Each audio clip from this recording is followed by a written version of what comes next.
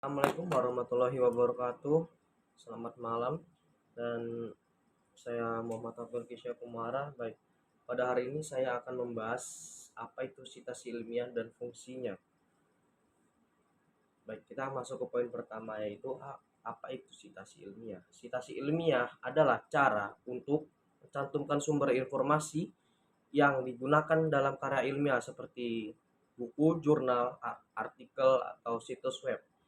Sitasi penting untuk beberapa alasan. Yang pertama, menghindari plagiarisme. Plagiarisme adalah tindakan mengambil karya orang lain dan menjadikannya milik sendiri, atau bisa dibilang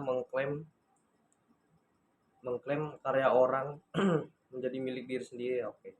Dengan mencantumkan sumber informasi, Anda dapat menunjukkannya kepada pembaca bahwa Anda menghargai karya orang lain dan tidak mencoba mencurinya. Baik, yang kedua, memberikan kredibilitas.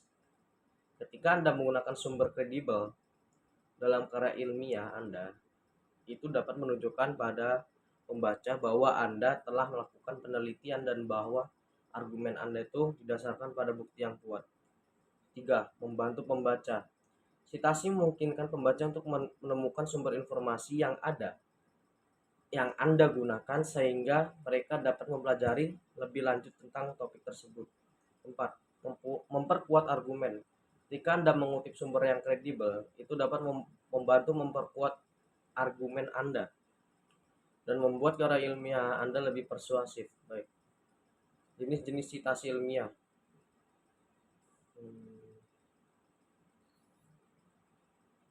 Nah, ada dua jenis sitasi utama. Sitasi ilmiah yang utama. Baik, yang pertama sitasi langsung. Sitasi langsung adalah ketika Anda menyalin kata-kata persis dari sumber lain.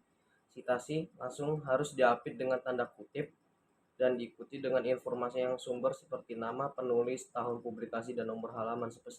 Contohnya, dalam kurung Smith 2023, P.123. Kemudian Sitasi tidak langsung adalah ketika Anda menyusun ulang atau memparafrasekan ide sumber lain. Sitasi tidak langsung perlu diapit tanda kutip, tapi Anda masih harus menyertakan sumber informasi. Contohnya, Smith dalam kurung 2023 menunjukkan bahwa sitasi ilmiah penting untuk menghindari plagiarisme dan memberikan kredibilitas pada karya ilmiah. Baik, yang ketiga adalah elemen penting dalam sitasi ilmiah. Setiap sitasi ilmiah itu harus menyertakan beberapa elemen penting, yaitu yang pertama pastinya ada nama penulis. Nama belakang penulis harus diikuti dengan inisial depan. Kedua adalah tahun publikasi sumber. Kemudian judul sumber, judul buku, artikel, atau situs web. Kemudian informasi penerbitan, informasi tentang penerbit seperti nama, kota, dan penerbit dan tahun penerbitannya. Yang terakhir adalah nomor halaman sumber yang Anda kutip. Kemudian cara menemukan sumber ilmiah yang kredibel. Ketika mencari sumber ilmiah, penting untuk memilih sumber yang kredibel. Berikut adalah beberapa tips untuk menggunakan sumber ilmiah yang kredibel. Yang pertama, gunakan database akademis seperti Google Scholar, PubMed, dan GSTOR.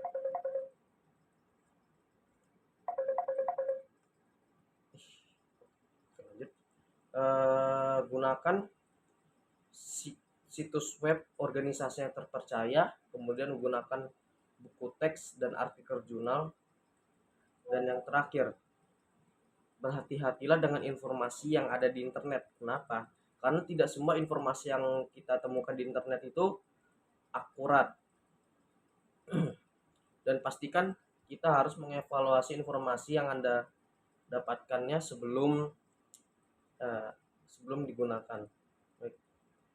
Kesimpulan, sitasi ilmiah bagian penting dari karya ilmiah. Dengan memahami jenis-jenis sitasi ilmiah, cara menulisnya dengan benar, dan cara menemukan sumber ilmiah yang kredibel, Anda dapat memastikan bahwa karya ilmiah Anda memenuhi standar akademis yang tinggi. Baik, mungkin hanya itu pada malam hari ini. Terima kasih. Assalamualaikum warahmatullahi wabarakatuh.